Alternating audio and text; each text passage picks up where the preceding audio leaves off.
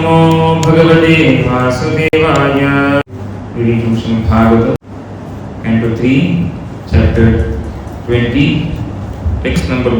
Saunaka uvacha ahim pratishnanadhyasya saute swayambho manuho anyanmatishtatvarani margaya varajanmana.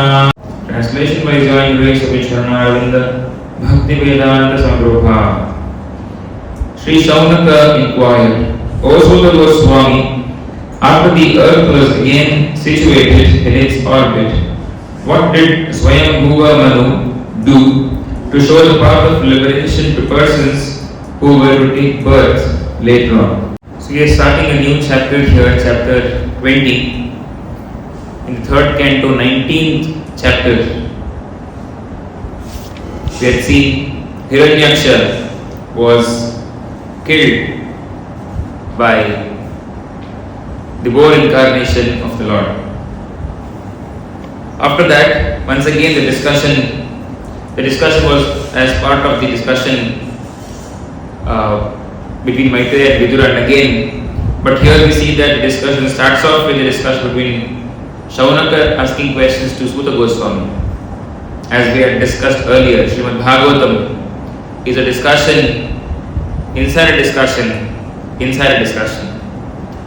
So once again, the discussion is going back to the first beginning of where the Bhagavatam started with the sages who are seated in Naimisharanya asking questions to Suta Goswami. Suta Goswami in turn had heard the Bhagavatam when Shukadeva Goswami had narrated it to Parikshit Maharaj. So once again, after the narration of the Varaha incarnation of the Lord, the question is asked by Shaunaka Rishi to Suta Goswami. So further, he will again ask questions about what is happening between Maitreya and Vidura once again talks about Vidura. So the chapter title is Conversation between Maitreya and Vidura. So that's the context of why Shaunaka Rishi is asking questions to Suta Goswami here once again. So the question asked here is, once the earth was situated back in its orbit, what did Swayambhuva Manu do to show the path of liberation to persons who were to take birth later on? So we understand that it is the responsibility of Manu to set aside guidelines for all the human species that is going to come after that. That's why the word Manushya is derived from the word Manu. So he is supposed to be giving us the guidelines. So the guidelines set up by Manu is given in the form of Manusmriti or Manu Samhitas. Let's first take a look at which Manu is being referred to here. The reference is given to Swayambhuva Manu. So in a day of Brahma, there are 14 Manus. And the life duration of each Manu is described here. 72 times the cycle of 4 ages. 4 ages is Satya Yuga, Treta Yuga, Dwapara Yuga, Kali Yuga. The sum total of these 4 ages is called as one Mahayuga. And the total duration is 43,20,000 years. So such 72 cycles is equal to the lifetime of Manu. So you can do the calculation how long Manu lives. And this is one Manu. So in one day of Brahma, 14 such Manus come. So you can imagine the duration of one day of Brahma. And such night into 365 days in a year into 100 years. That is duration of Lord Brahma's lifetime. So presently it is Vaivasvata Manu who is the present Manu. So he is the 7th Manu. Somewhere it is around the afternoon of Lord Brahma. And in that afternoon we are experiencing a morning. A little sleepy, but still that's alright. So it is Manu's responsibility, as I mentioned earlier, to give us guidelines of what a human should do. That's why the question is being asked. What did he do after that so that he can show the path of liberation to persons who will be born after? So this is Manu's responsibility, and as Manusyas, being taken birth in the human form of life, it is our responsibility to follow the instructions of Manu, because he is giving us the guidelines towards the path of liberation. But the same Manusmriti, Manu Samhita, there is a lot of criticism that it is no longer relevant today. There is a lot of oppression of women. It talks about Varnashrama Dharma, there is casteism, so many such controversies around this Manusmriti or Manu Samhita. Let's try to understand first of all whether the teachings of Manu is relevant today or not. So we question, first of all, talking about the Varnashrama Dharma, saying, okay, I had come across, somebody had shared a video wherein a person in a very respectful position in the affairs of the, I think the district collector or somebody. So in a discussion, he's quoting that the main reason behind the problems in society, discrimination in society, is Lord Krishna. And he's quoting Chaturvarnyam Maya Srishtam. You see, Krishna has created dividing society by creating, oh, you are a Brahmana, go be there. Oh, you are a Shudra, you cannot come inside. And Krishna has created that. And same logic and explanation they also give to Manusmriti as well. But is it really like that? Most of us don't bother to talk about the second line of the shloka. It talks about Guna Karma Vibhagashaha. It does not talk about a Brahmana's son being a Brahmana or a Shudra's son being a Shudra.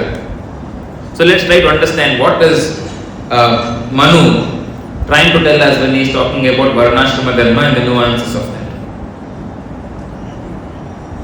Further, even the 7th canto, Narada Muni also talks about the 4 Varnas, and there he mentions that it is not by birth, it is purely by their qualification. However, it is easier for the son of a judge to become a judge, because the atmosphere is very conducive for him to understand how a judge should behave. Does that mean that he always turns out to be a judge? Not necessarily. Similarly, it is easy for a son of a Brahmana to take up Brahminical qualifications, because he sees, in case he is fortunate, he sees his father taking up the Brahminical qualifications, so it is easy for him. So let's see what the Jabala Upanishad talks about. In Jabala Upanishad, there is Satyakama Jabala, who is actually a son of a prostitute. He goes to Gautama Muni and says, I want to become a Brahmana. Can you please train me? Can you please give me Diksha? Gautama Muni does not instantly reject him. Rather, Gautama Muni asks, please let me know who your father is. To which Satyakama Jabala says, I have never seen my father, so I don't know who my father is. So Gautama Muni says, please go ask your mother who your father is. Satyakama Jabala comes home, asks his mother, who is my father? To which she replies, my profession is such that I would not know whose son you are, so I really don't know. And Satyakama Jabala comes and tells the exact same thing to Gautama Muni. I don't know who my father is. My mother also does not know who my father is. So what would our understanding, our misconstrued understanding of Chaturvarnya and Manusmriti be? That he will be rejected outright. Yes, but no. That's not what Gautama Muni says. He says, you have this qualification of truthfulness. Because to go to another person and say, I don't know who my father is very embarrassing. But still, the qualification of Satyakama Jabala is that he does not mind. A truth is a truth. And he goes and says that, and Gautama Muni accepts him and initiates him to be a Brahmana further on. a clear indication that it does not matter which birth you have taken, it is about your qualification. So, we see multiple instances in Shastra where it does not really matter which birth he has taken, it is purely out of qualification. So many times we see a son of a Brahmana not qualifying himself to be a Brahmana as well. So, coming to the aspect of Varnashrama Dharma, it is important to set up a system of working, and that is what Manu is setting up. For example, if I were to work in a company and if I were to report, let's say today is my first day in the company and I have to meet the HR will basically brief me about, okay, what is your role, what is your activities going to be like in the company, and then further I will take it to my project and my project manager explains what my expectations are, what am I supposed to do in this particular role in the company. So I then further work upon those guidelines and I am measured across those metrics of how I am working. Let's say if I were to be in a company where the HR says you can do whatever you want to. Whatever people ask, you do it. Wherever you want to sit, you sit. In a week there is going to be a great fight. Everybody is going to give me roles and work. I don't know which to do. And somebody is asking why you have not done this. I don't know whether I am supposed to do it or not. It's going to be an utter chaos. So what the Shastras are doing, what Manusmriti, Manu is giving his guidelines. To understand that further, pure devotees descend and give us, based on Desha, Patra, Kala, what I should be doing now. So Manusmriti and all the Shastras are perfectly relevant even today.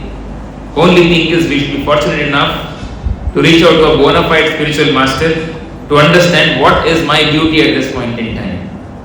We are very fortunate that we have come across Srila Prabhupada and then he has given us guidelines according to Desha Patra Kala what I should be doing now. We are not going around asking, am I a Brahmana, am I a Shudra, what should I do? The present Kala is that the reformatory processes required to put somebody into a Brahmana, Kshatriya, Vaishya does not exist, will not work. That's why in the Kali Yuga the only thing that works is Sankirtana Yajna. It is Sankirtana Yajna that purifies us. Prabhupada says, by intention of this Hare Krishna movement is to create many more Brahmanas because they guide the society. So all the regulative principles that we follow, the purification that we undergo through the Hare Krishna Mahamantra chanting is all rising us, making us rise to the Brahmanical platform. The goal of life is not to become a Brahmana. The goal of life is to become a devotee of the Lord and finish our business in this life and go back home, back to Godhead. Because it is much easier to do that in Sattva Guna, the processes rise us slowly to the Brahmanical platform. That does not mean that only a Brahmana can go back home, back to Godhead. No. An opportunity is given to everybody. It's an equal and fair world out there. Only thing is I need to subscribe to the process, which most people don't. And because we don't subscribe, we blame, it is this scripture that is resulting in the discrimination of society and all these things. Similarly, talking about women empowerment, they say it is the scriptures are so narrow-minded that they are not giving due respect to women. Women are subjugated. Women are not given equal rights. Recently I was watching a video. Before that, the Shastras say that a woman is supposed to be protected in her earlier days by her father and brother, after that her husband, and when she is old, her son is supposed to take care of her. The protection there is out of respect, not that they are weak or something of that sort. Recently, the video that I saw shows an instance happening in a traffic light. There comes a car, it stands next to the signal, the door opens, a bag is thrown out, and an old lady is pushed out of the car, and the door is closed, and the gadi moves. The woman is shocked. She does not know what to do. Apparently, the children, because they are not able to take care of the mother, just abandoned her in a traffic signal. Is this what women empowerment is? So very nicely Shastra says that mother is to be protected, her word is to be taken very seriously. If you see in the Mahabharata, when Draupadi is brought home, they speak to their mother, and what do they say? We have a gift for you. Kunti Maharani, for some reason, has not seen Mother Draupadi, and she says, whatever you have brought, please share amongst the 5 of you. There is no chaos saying, oh my God, we will not follow what his mother has told. No, my mother's wish is our command. And all of them, except Mother Draupadi as their wife. Is this not empowerment? Even though seemingly the wish of the mother may not be very appealing to me, but still because my mother has wished so, I will continue to do it. This is woman empowerment. Lord Rama has shown this. His wife is kidnapped. If the whole Shastra was supposed to be about subjugation of women and not giving importance to women, then somebody would say, it's okay, let me marry another person. Anyways, I need a maid at home. How does it matter if this maid or that maid? No, what does he do? He goes back to Lanka, brings his wife back, destroys the whole Lanka there. Does it not show women empowerment? That's the respect a woman gets. It is because of the insult that is meted out to Draupadi that the whole Kuru dynasty had to come to ashes. Is that not women empowerment? Where is it told that women is subjugated? It is the highest respect given to women here. So it only requires us to see these instructions through the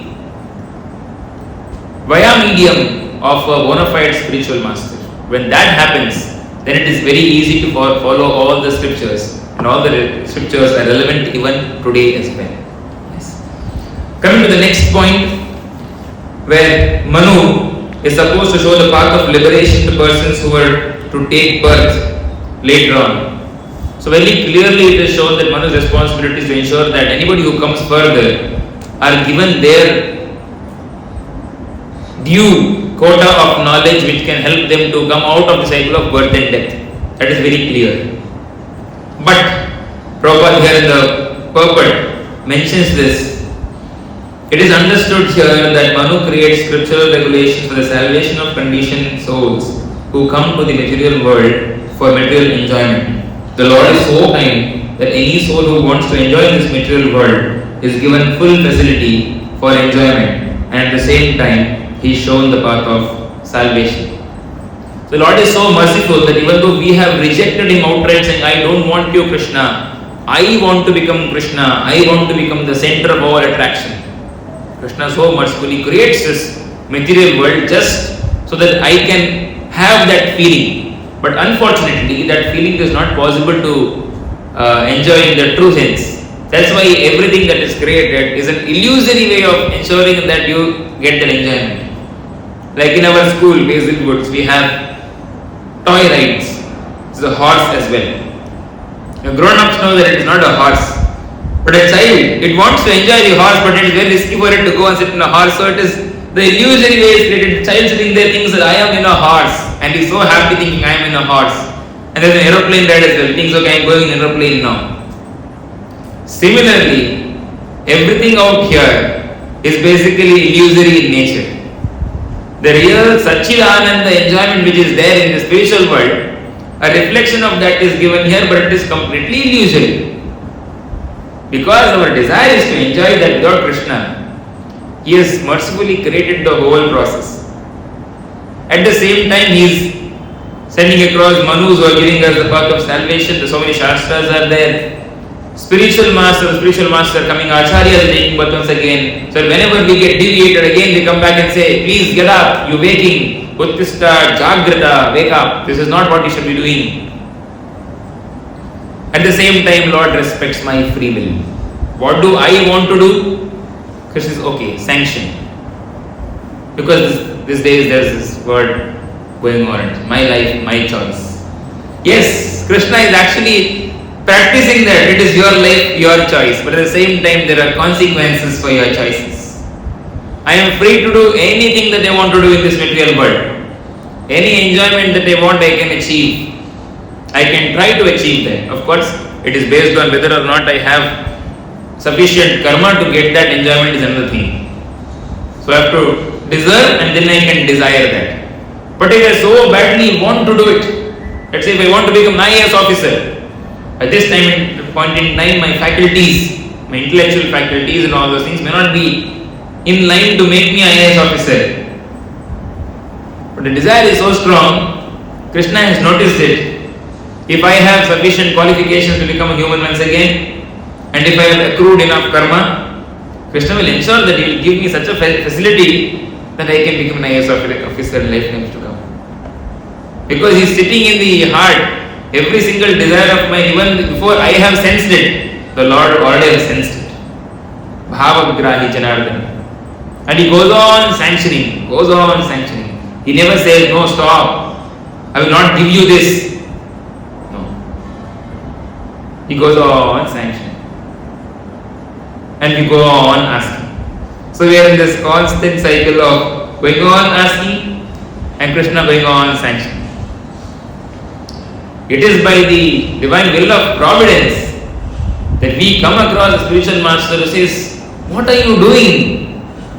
You are stuck in an illusory world. Everything that is shown here is just phantasmagoria. It does not exist. You are being fooled by your senses and by your desires, which are not purified. He does not say that you should not desire. No, it's not possible not to desire. It is the innate property of the jiva to desire. He only comes down and says, why don't you just purify your desires? You want to become an IAS officer? No problem, become an IAS officer. Become a devotee IAS officer. Ensure that you use your position to promote Krishna consciousness. Show by example how a devotee should be in the position of an IAS officer. So it is nothing wrong to desire something of the material world, to ask for something. But I should know that it comes. Every choice of mine comes with consequences. So we have to make an informed choice. My life, my informed choices is an intelligent way of living life. If I do this, what is going to happen to me in return is something I should know. I cannot say I don't know, and I cannot say I don't care. No. This point in time I may not care, but my choices will lead to consequences which I only have to suffer or enjoy. For example, in this country Ireland there is a rule. If there is anybody who is under 16 years of age, if they ask you for a cigarette or for that matter just a lighter, and if you happen to provide that, you are going to be in serious trouble tomorrow. So if somebody happens to travel to Ireland through company posting, the HR briefs you what you should do and what you should not do. If I say I don't care for the HR briefing, I will not go for the HR briefing. Of course, they don't send you because it's a compulsory note. Then you have to finish the HR briefing because otherwise the company will be in trouble tomorrow. Daily work, this thing. So the HR briefs. Even after the HR briefing, if I go and say I don't care, I will live life according to my choices. My life, my choices. So somebody comes and asks, do you have a lighter? Do you have a smoke? Says, my life, my choices. I'll give you a smoke. Yes, you're free to do that. But tomorrow, when you are standing there in the court and the judge asks you, why did you do it? Can I say, I did not know? I can lie, I did not know. Then he says, he asks the company. He doesn't know. No, there is signature there. We have briefed him that he should be knowing. He knows it already. So end of the day, what happens? I am responsible for my choices. The company has taken a signature there. Company says, we are no longer responsible for this. Finally, who is responsible? The person who went about saying, my life, my choice, has to deal with the consequences. So every single arrangement has been made in the material world, very beautifully. Whatever I want to enjoy, whatever I want to do, I can go on trying for that based on my karma, based on my desires, things will be sanctioned. But I have to make an informed choice. This is very difficult. To come out of the material world, to come out of this illusory setup is very, very difficult. That's why Krishna in the Bhagavad Gita, chapter 7, text number 4 says, Daivi hesha gunamayi, omaya durakyaya mam, evaye prapadyante, mayam etam tadantite. It is very difficult to come out of this Maya Shakti of mine. It's not so easy. But it is possible if you just surrender unto me. That is the only way. If you try to fight out by saying that I will go on quenching my desires and then I will come out of my Maya, of your Maya Shakti, it's not going to happen. There is a certain philosophy that says go on enjoying what you want to do. There will be a day where you will no longer desire that.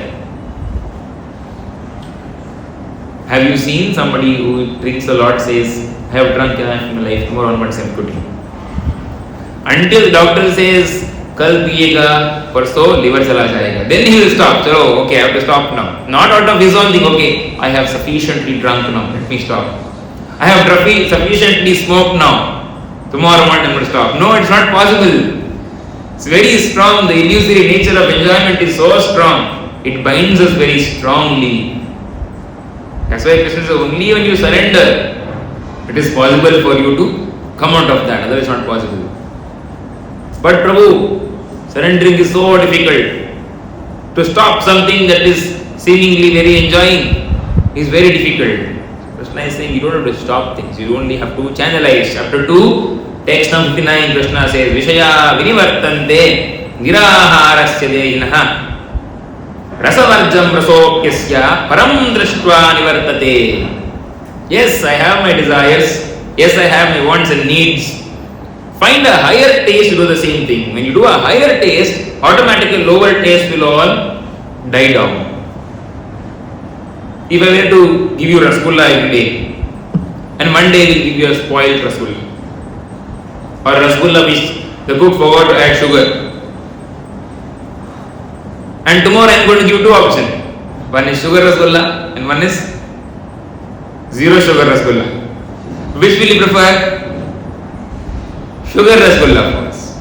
Because you got a higher taste now. Similarly, whatever activities are there that we perform, everything we can do it for the pleasure of Krishna. Automatically we do it for the pleasure of Krishna upon the sanction and the guidelines set up by the spiritual master, of course. That's when the lower pleasures automatically are param drishtva nivartate. So there is no stopping of desire, there is no fasting until I get liberation. No. We continue to what we are doing. You only channelize the way we do it, that's all. For that, Prabhupada set up guidelines. Okay, what I should do, what I should not do. When I do that, naturally, I find higher taste. Why all of us are so waiting for the Sunday morning, the Sunday afternoon folk feast. There's so many hotels there, this hotel there, that hotel there, we've all gone there, but then there is a higher taste. There is something in this prasadam which I cannot get outside. The love of Krishna. So we've all got the same rasgulla is there in that next shop also. The same Gop Manchurian is there in the 100 meters away also. But no, there is this love of Krishna in that. So there is a higher taste in that which allows me to give up the lower tastes.